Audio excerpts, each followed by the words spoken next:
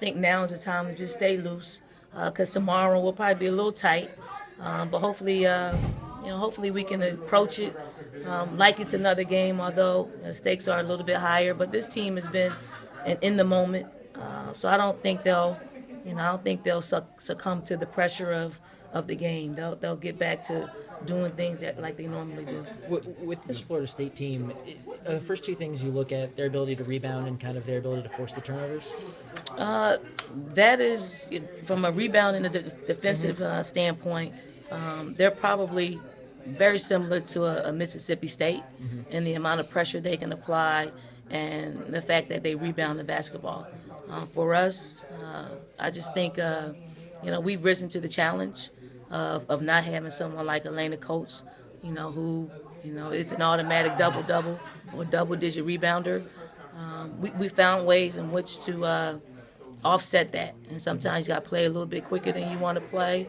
Sometimes you got to get up and down the floor. You got to make shots. If you make shots, there aren't, as many rebounds. Coach, how does it help the fact that you've already game planned and played Florida State in the Elite Eight? I know for the players, you only have really two players that were part of that game, really, and contributed. So from your perspective, though, from coaching, how does it help you game plan and prepare a team to go against Florida State and the coach you've already faced 2 years ago? Well, I think Florida State sticks to their guns when it comes to the style of play. They like to play fast. They like to rebound and go. They like to apply a lot of pressure. So that pretty much is the same thing in approaching them. From an offensive standpoint, they do like to isolate some of their go-to players like Shakayla Thomas, and she's a handful to deal with, especially with us playing our smaller lineup.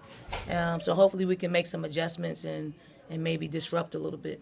Not to take you back through memory lane, but what do you remember about just celebrating in Greensboro with everyone and just that moment, that historical achievement in program history?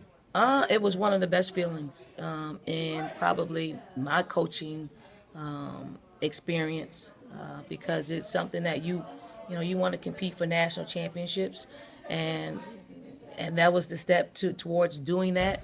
It was just great for our fans. I mean, everybody got a chance to share in that incredible moment, and because it was so close to campus, and it was hopefully something that we can familiarize ourselves with and do it again tomorrow night.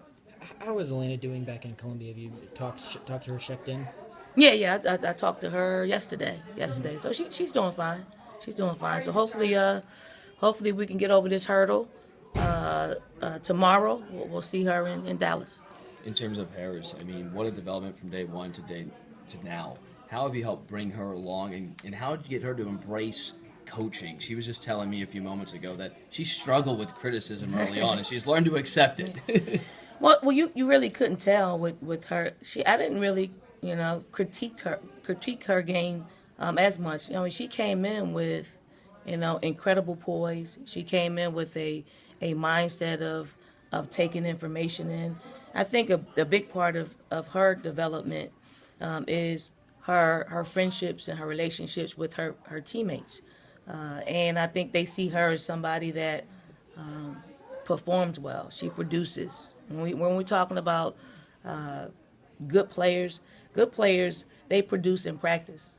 And, what you see in the game is how she performs in practices. And they see, that she's super productive. She's easy to talk to. She can go in and out of different cliques on the team.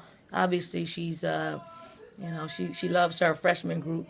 But Bianca's taking her under her wing, and everybody's receptive to it. So when you see that, other players' games get critiqued, you tend to just kind of follow suit. And the ones that are sponges for it, they usually get better, and they're able to perform as she's performed for us all season long. What does it mean that Coach Tanner is going to be ready to jet set from New York and bounce out here to see you guys tomorrow?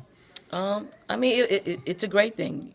I can remember his birthday last year is when we lost to Syracuse in the Sweet 16. So I was kind of glad he wasn't here yesterday. He can come now. We're over that hump. But he's got double duties, and I actually texted with him yesterday and told him that I hope he's splitting time next weekend.